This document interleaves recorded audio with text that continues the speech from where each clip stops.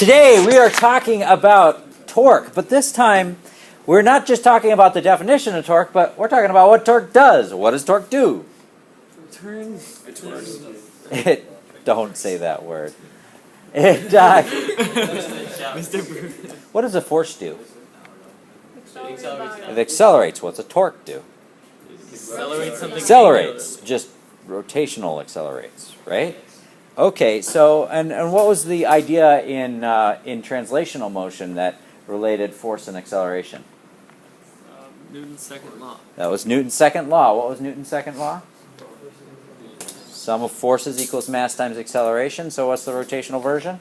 Sum of torques equals inertia. Oh. Yeah. We know force is torque, and we know acceleration is angular acceleration.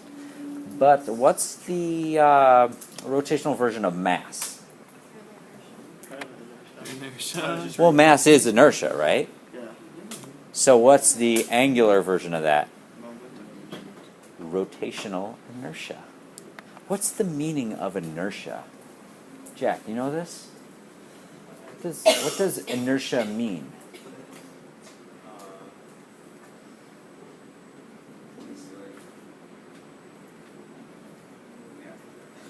Oh. Who's got more inertia, a bug or a truck? Why? Because it's got more volume? More mass, right. So what is the effect of inertia? If you have more inertia, what's that mean? Resistivity to movement. Resist moving. To Change in motion. Like resistance to acceleration. That's inertia, right? The more inertia you have, the more you're going to resist accelerating. Yeah. So where are the units of inertia? So the units of inertia are kilograms, right? So it's basically mass? Yeah. Okay. Yes. Do you guys know what mass is? Matter, atoms, molecules. Good, because I don't. But I do know two things about mass. I know two things about mass. One thing I know about mass is that it has inertia, meaning the more mass you have, the more inertia you have. What else do I know about mass? It's massive. I used to say that when I was a kid. That's massive. Yeah, there you go. Mass has inertia, but it also has some other property that we can measure. Do you know what it is? It has weight. Yes. Mass has inertia and mass has weight, and that's pretty much all I know about mass. What's that? Actually say weight now. It's like really bad. Well, it's force due to gravity. Weight and force due to gravity are synonyms. Mass has weight. Mass is not weight. They are different, but mass has weight. But for the purposes of our studies at this particular moment, what I care about is this property of inertia. So what's the rotational version of inertia?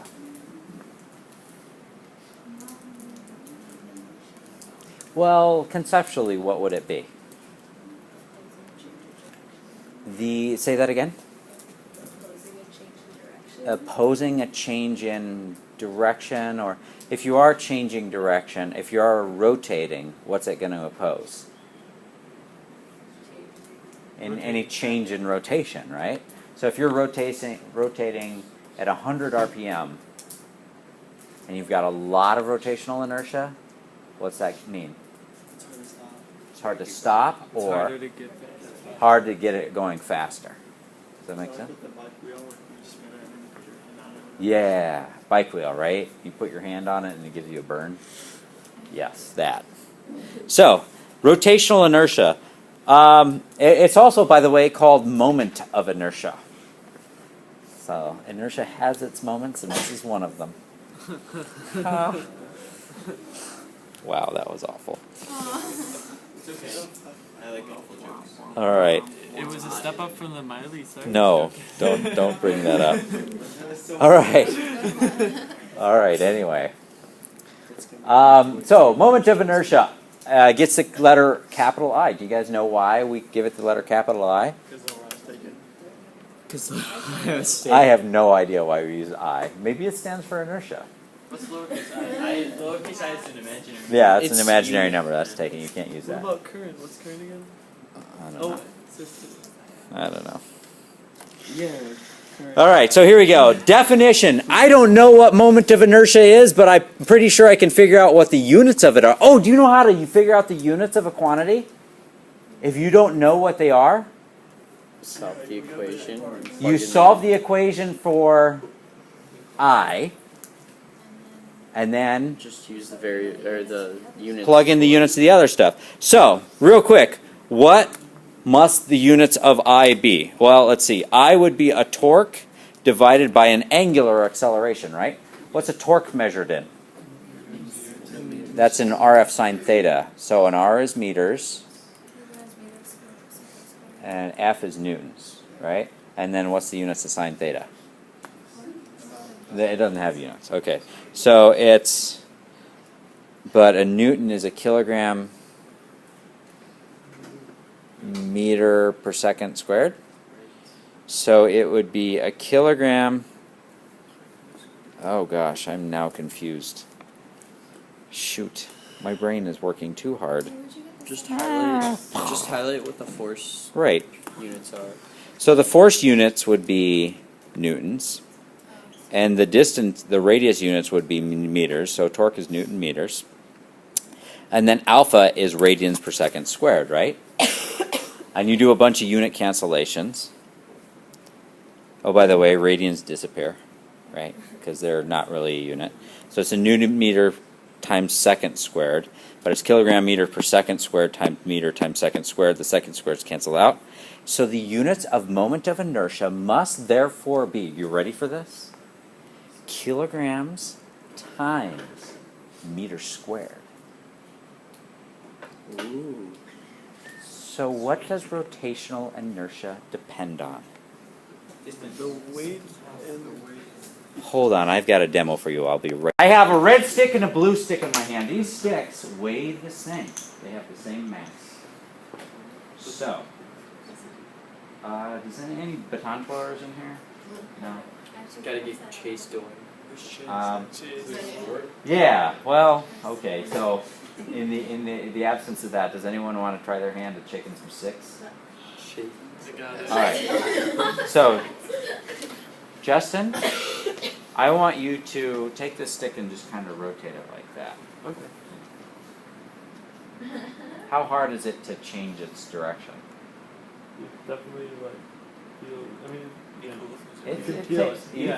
can feel it. All Yeah. right, try this one. It's not even hard at all. Not hard at all.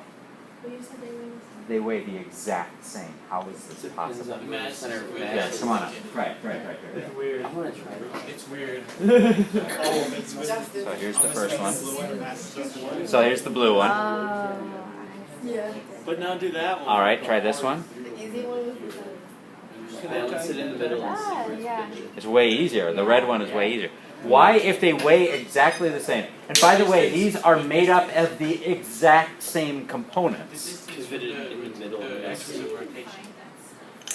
All right, this one is way harder. This one is way easier. Okay, I'm gonna make a simpler version of this. Hold on, I'll be right. Easier series version of the same demo. I've got a little PVC pipe which weighs almost nothing, and I'm gonna put a couple of ring stand supports on the end. And okay, how hard is this to twist? Right. Okay, that's okay. Try it this way.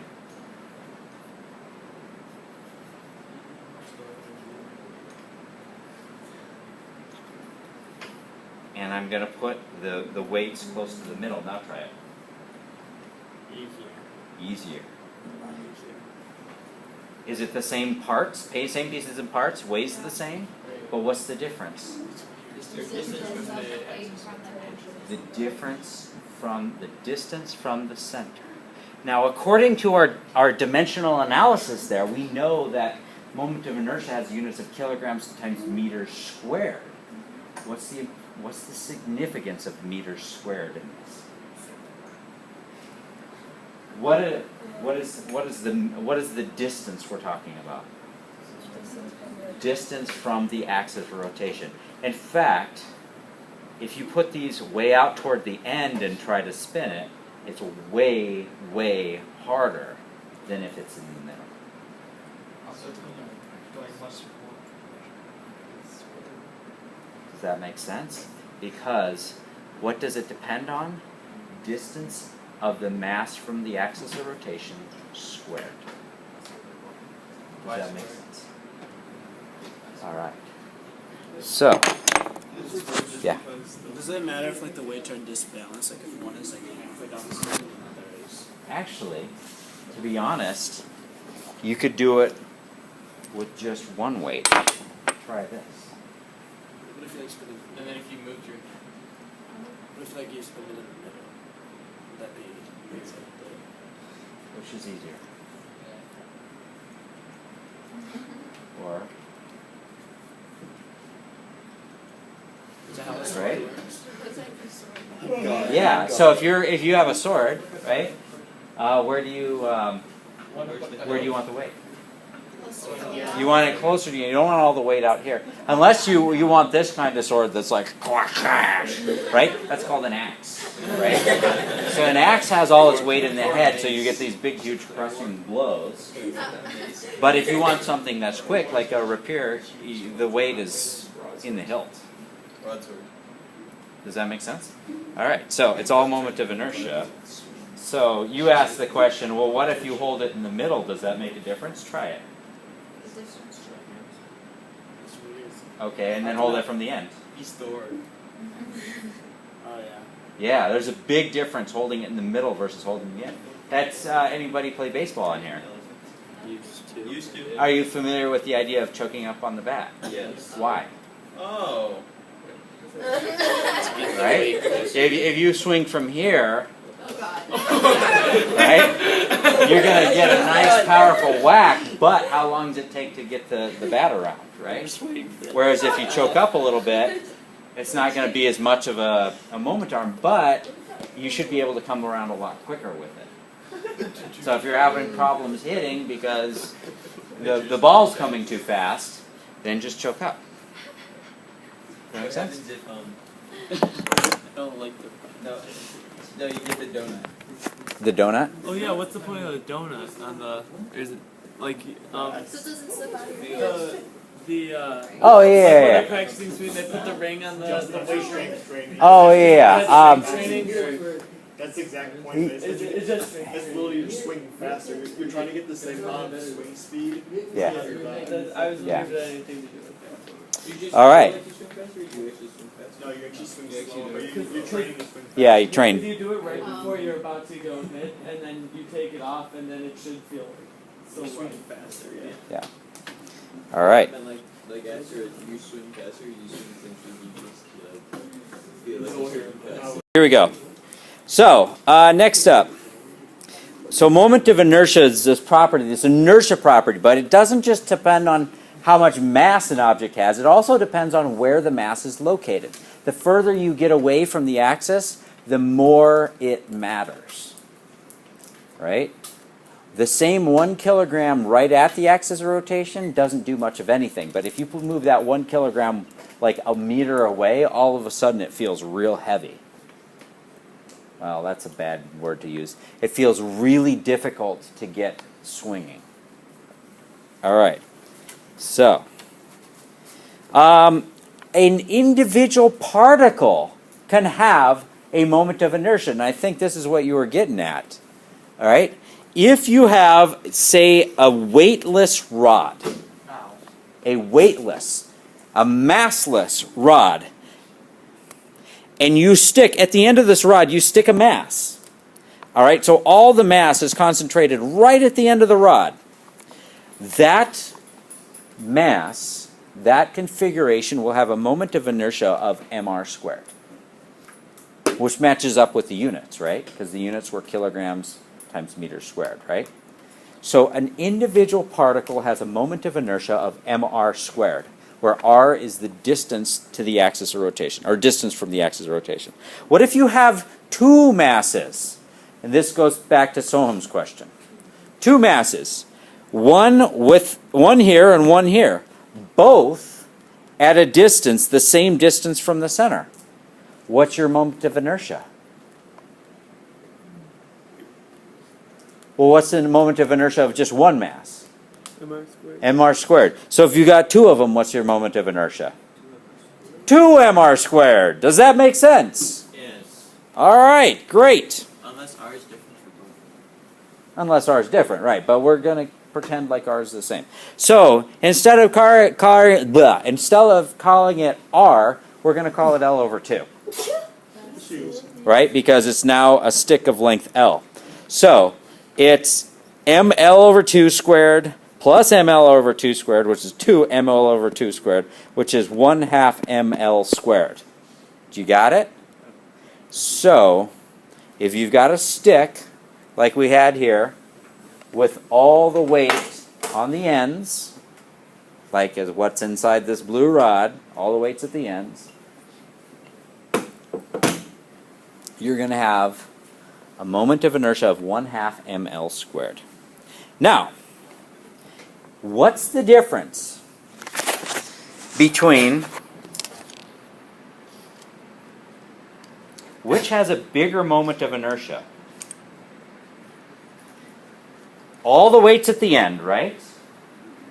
Moment of inertia if you spin it about its center versus moment of inertia if you spin it around its end. What do you think, Soham? Why?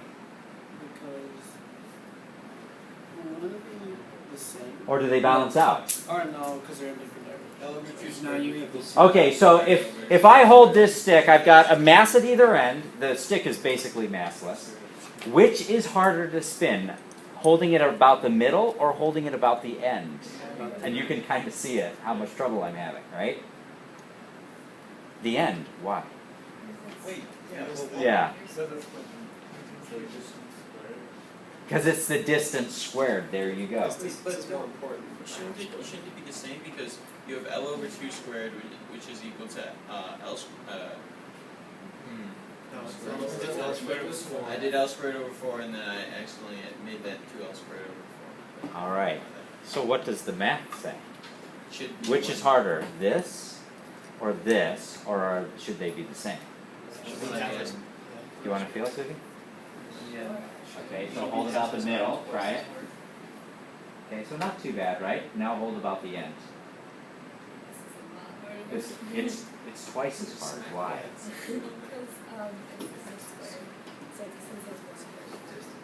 Right. Yeah, so if you hold it about the end, does this mass matter? No. No, it does not. Does this mass matter? How much more? 4 times as much, because you doubled the distance.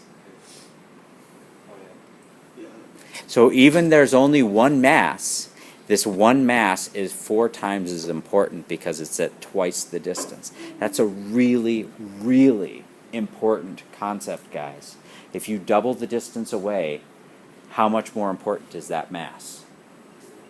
4 times as much. If you triple the distance away, how much more important is the mass? 9 times as much. So if you want to make something rotate easily, you need to pull it towards the center. If you want to make it very difficult, you put all the mass out towards the edge.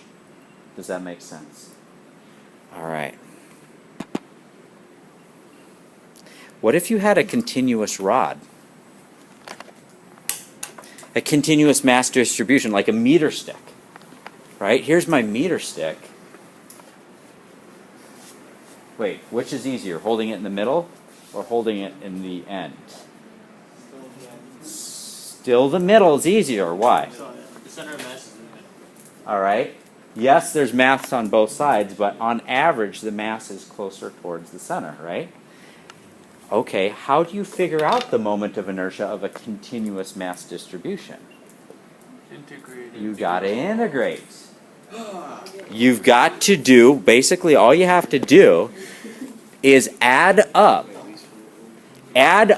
all the individual contributions of every little piece of mass along the length. Well, the nice thing about this is if you use a meter stick, it's got a constant uniform mass all along, right? Constant distribution.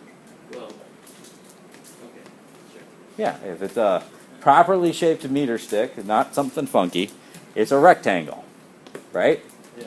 Or I guess a rectangular prism, if you want to get all technical. It's got a linear density of its total mass divided by its total length, and every little piece along the way has a density of dm over dx, which means dm equals m over L times dx, right? Now, what is the moment of inertia of a particle again? I equals what? mr squared, right? So if you wanted a little piece of I, di, that would be the r squared times dm, wouldn't you agree? But we don't want the little piece of di, we want the whole di of the whole thing. So what do we got to do? Integrate. Integrate. You've got to integrate integral of r squared dm. But since, we're going to call it x instead of r, since dm is a function of x from before, we can just substitute, instead of writing dm here, we're going to write m over L times dx and put that here. So di equals x squared times m over L times dx. You integrate all that, what do you get?